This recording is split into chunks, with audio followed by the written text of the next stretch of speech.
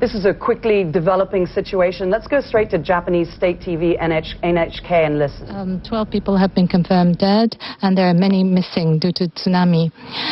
Iwate Prefecture says, the police says that the 12 people have been confirmed dead, and there are many missing. And in Ofunato City, 5 were found dead, and in Rikuzen Takada City, 2 were found dead. And in Kuji City, a man who was on a car was washed away by tsunami and died. And apart from the 12 confirmed dead, police say that there are many dead in tsunami in Yamadama town, and in Iwate Prefecture, a lot of injured people are now being brought to hospitals. In Miyagi Prefecture, due to the tsunami, there are many missing people in Ichinomaki City and Kesanuma City. There are many missing people in those areas. In Rifu town, in Super Jusco, a ceiling collapsed and a 6-year-old child died, and the mother is also in serious condition. In Ishinomaki City, a person died due to something that dropped, and in Shichigahama Machi, there is some dead, but we don't know the numbers yet. And there are many injured in Miyagi Prefecture. In Fukushima Prefecture, in Minamisoma City, facility for the welfare of the senior citizens had collapsed, and 10 people are confirmed dead. And 9 are unaccounted for. According to Iwaki Fire Department, due to the fire caused by the earthquake, 1 has died. And Shirakawa City says due to the mudslides, the housings have been inundated, and 9 have been included in this mudslide. In Ibaraki Prefecture, buildings had collapsed and 2 had died, and 2 has cardiac arrest. And in Hokuto City, 2 had been washed away by tsunami and are unaccounted for. In Chiba Prefecture, a 67-year-old man had fallen in his garden and hit his head and passed away. In Narashino City, a man of 96-year-old has passed away, and an elderly woman had fallen off the stairs and is unconscious. In Chiba Prefecture, in the coast, a male that had a 70 or 80-year-old male on a truck had been washed away by tsunami, but this is still unconfirmed. The Cosmo Oil's Chiba refinery had a fire breakout, and a 30-year-old male had sustained burns to the whole of his body. This is the live view of the refinery of Cosmo Sekiyu.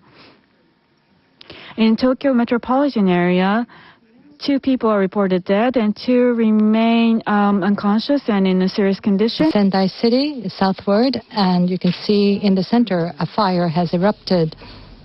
What you've been listening to is live report from Japanese broadcaster NHK, basically rounding up what has been happening across the country in Japan right now. Of course, you're seeing those dramatic pictures throughout the country there in Japan, where there has been extensive damage, specifically in the northeast part of the country, where the epicenter of the earthquake struck. It was an 8.9 earthquake in the northeast part of Japan. We understand that the Marshall Islands, Midway Islands, and Indonesia are now approximately at this point are expected to be struck by a tsunami. That's what we were understanding. But from what the latest wires are indicating right now, that the Marshall Islands has downgraded the tsunami alert. So some contradicting information there. We're trying to get you the very latest information, the most accurate information as possible, and we'll bring that to you as soon as we can. In the meantime, as we were saying there, Indonesia is one of the countries that is expected to get a tsunami at any moment now. This earthquake that struck Japan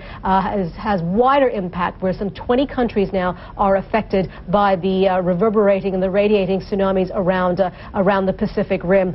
Joining us right now is CNN's Atika Shubert. Atika, you've lived both in Japan and in Indonesia. These are countries that are very well known for having these kind of earthquakes, but this is so dramatic in Japan right now. This is very dramatic, and Indonesia, of course, has had its fair share of tsunamis. This entire Pacific region, it's known as the Ring of Fire. higher because of the sort of unstable plates underneath that often cause these kind of earthquakes. But an 8.8 or an 8.9 earthquake is huge. This is a great earthquake. It's probably going to rate as one of the biggest earthquakes we've seen in history.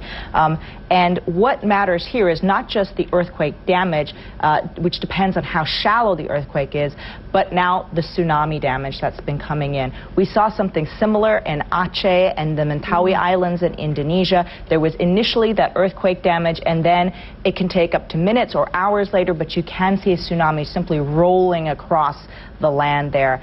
And what's important here is the height of the wave. If it's reaching, for example, the roof of a house, it can just literally take the house right off the ground and push it inland several miles. It's really devastating. We're seeing that the earthquake, sorry, the tsunami, the wave that struck Sendai in the eastern part, just again, which is where the epicenter of this earthquake was, it was about 33 feet, 10 meters high or so. You mentioned also Aceh. When we think about tsunamis, our minds automatically go back to 2004, that massive earthquake and tsunami that struck the Indonesian and Banda Aceh and other parts of the Indian Ocean. I just want to just remind our viewers, this is video that happened earlier this Friday, and again, this is the tsunami that we're seeing that's just striking the wave, just basically sweeping right across farmlands, rural parts, highways. It's just unbelievable. Yeah, what makes a big difference here in Japan is that this was a low-lying area on the coast, and that basically makes it a lot easier for the water and the wave to just roll over. And what's also important is it's not just the water, it's the debris that it picks up along the way. This is something we saw in Aceh, that a lot of people were caught up not by the water, which should just flow around you, but actually by the debris. It almost grabs a hold of you and sucks you in. And what you were there, you were in Banda Aceh, you reported from there, and you said that the entire town, the villages, pretty much wiped away. It was completely wiped out. And again, it was a very densely populated area, as is the coastal area of Japan. Again, very densely populated. And there isn't anything to stop that wave from coming in and picking up all of the houses, the boats, and everything. And it becomes this huge churning machine that just kind of sucks things in. And it's as if it seems to gather steam. Of course, eventually it'll peter out inland, but only when it's several miles in. And by that time, the destruction is on such a huge scale. The death toll at the moment is very low, but it is bound to rise. In fact, I was noticing that most of those numbers that are coming in because of earthquake injuries and deaths. They haven't even begun to look at the tsunami yet. I think we are unfortunately likely to see that rise.